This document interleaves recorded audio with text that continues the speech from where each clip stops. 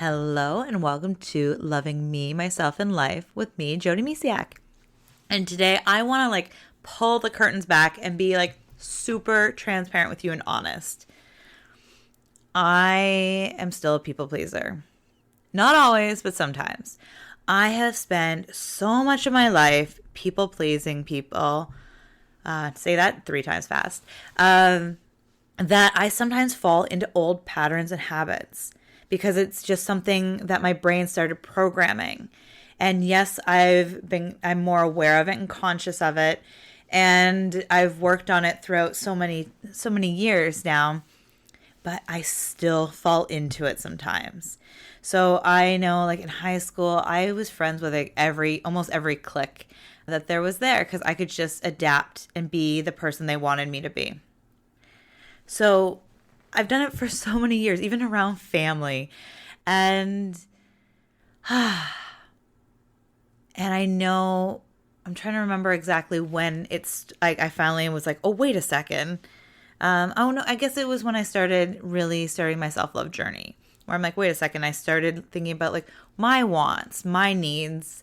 And instead of just being well, if I do this, what are they going to think of me? So I started changing that.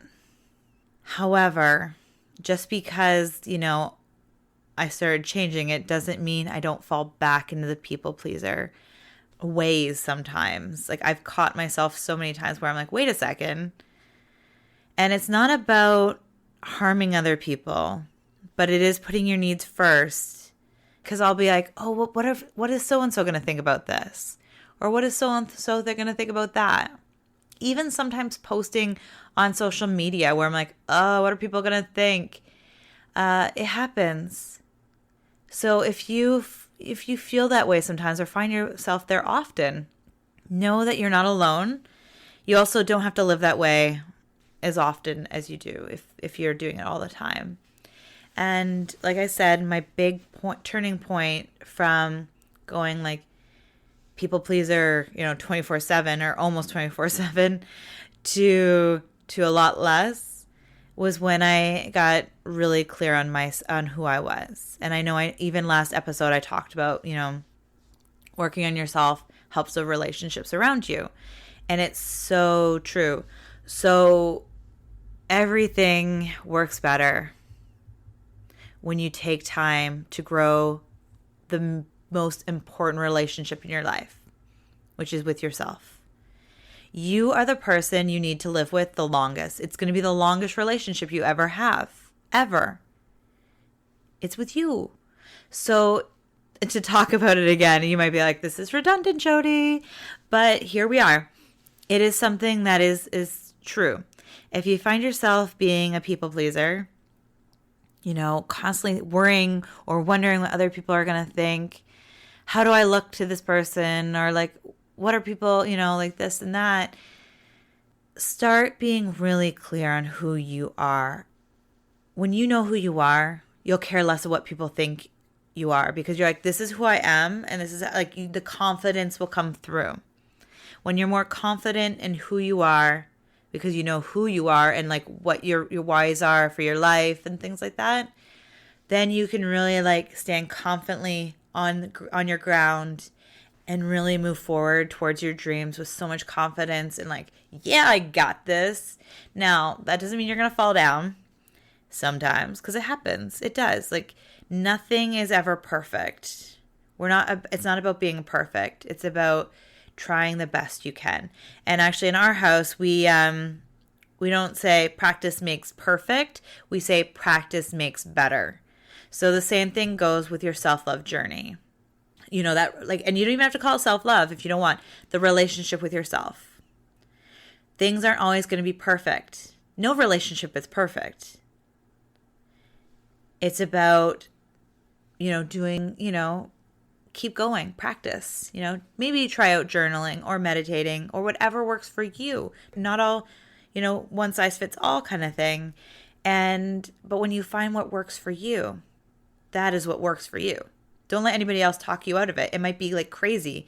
Maybe you need to do a headstand every night before bed. I don't know. But whatever works for you is what works for you. And that's because it's for you. And I hope that makes sense. So I've actually, when I fell back into the people person, and I'm going to be here, let me be completely transparent right now, right here. This is who I am.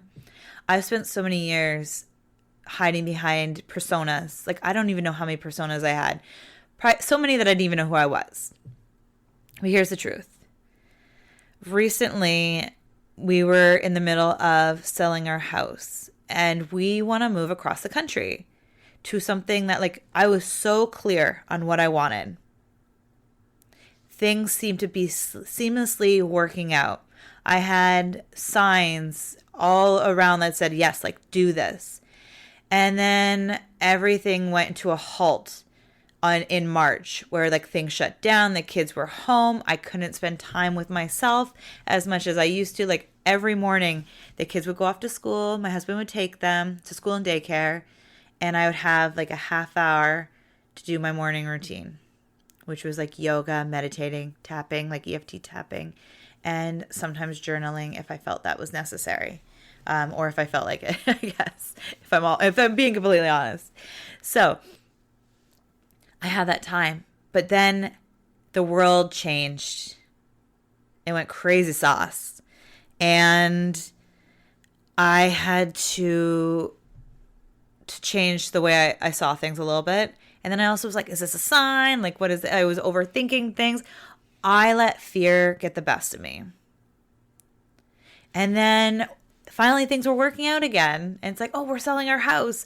But it's like, wait a second, like, things were half working out, and I just wasn't feeling connected to my why, and I wasn't connecting to who I am.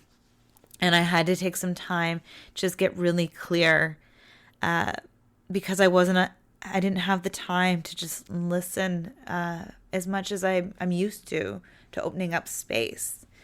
And I was really uncertain about things. I was like, are we making the right decisions? Like, I just felt really blocked, really stuck. And I think I went that way for a couple of weeks. Like, I was just around miserable, which was making everybody else in the house miserable, until I realized that I needed to change the way I was looking at things. I needed to open up space for myself. And is everything perfect right now? No, but it's getting better. And things are flowing a little bit more. They're not at where they were before, I'll be completely honest, like where things literally were just flowing like a beautiful river. I still have to get myself out of the way a little bit. However, things are a lot better once I've reconnected to who I am. I did a lot of journaling, and I'm allowing more space. But still, we do have the kids home. So it is that fun little balance between, finding that quiet space, because I can pretty much hear our kids anywhere in the house. You don't realize how small your house is until you have to live in it with everybody all the time without leaving. Like, I thought, like, our house is a good size, and it's like, I can still hear you. Anyways, so yes, I can still worry and wonder what other people are going to think of me. It was what I'll call a bad habit. And, it's really easy to create a bad habit, and it can be more challenging to replace it with a positive one. However, practice makes better. So it's, again, coming back to that relationship with yourself to get clear on your whys.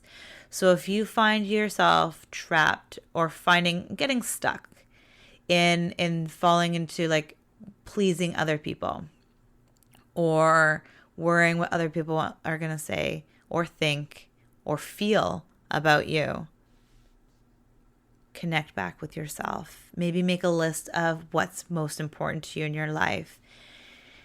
Your values. It's coming up with like, what do you value most in life? And things like that. Like, get really clear on what you want, who you are. And then when people might judge you or like not quite believe in what you're doing, you'll so strongly know that that's what you're doing or being, that they won't be able to knock you down, or they might be able, move you slightly, but you'll know deep down that that's what you want.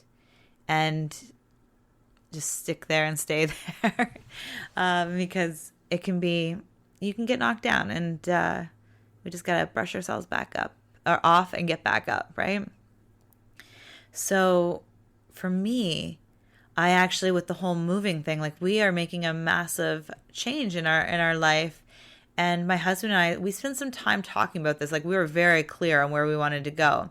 But because of everything else, I started thinking like, well, maybe we can't leave the province. Like we at one point we couldn't actually fly anywhere to go look at homes across the country. So we're like, well, maybe we don't do this. And then because of my uncertainty, a lot more uncertainty came into play, where it's like, well, if we live here, like I let fear get in. I let my ego talk me into things. Like when you compromise your world, it can be a spiral effect. Now, I'm not saying like, obviously we need a home to move to, and we will do whatever we can. And we're very much like, for me, it's like, I'm open to possibilities. So we have an idea and we want to work towards that idea, but it might not necessarily look like that idea right now.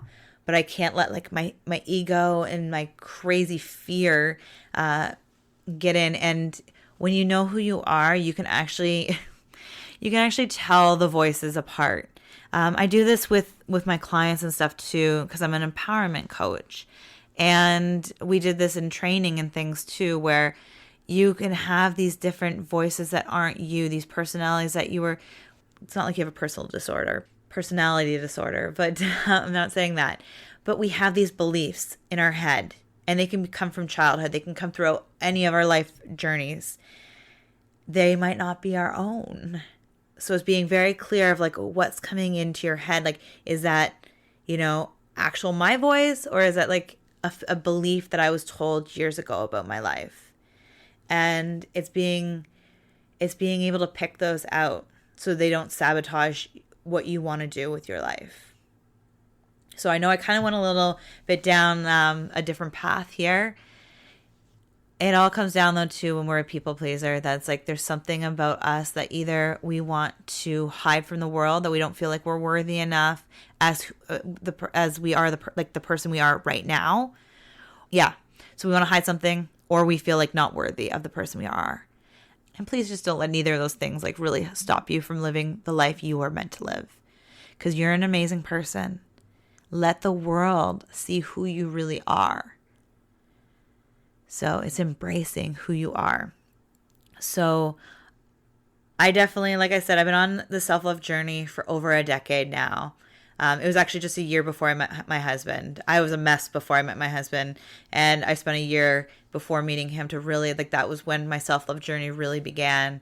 And if I didn't take those steps, I don't think I'd be married to my husband today, because I wouldn't have been in a place to allow love in on a healthy level. Like it was, and I say mess in like a loving way. Like I was chasing guys just because I didn't feel worthy. So that's just a little bit of a little hidden tidbit about me. I think I might have shared this earlier in a different episode. But the relationship with ourselves, again, is the most important relationship we'll ever have in our life. We don't need to belittle who we are or to beat ourselves up. Now, if you have, this is a great time to forgive yourself in doing that. And just start building up that relationship with yourself. And everything else in your life will start to look so much brighter and flow so much better. I hope you have a beautiful, beautiful day. Bye for now.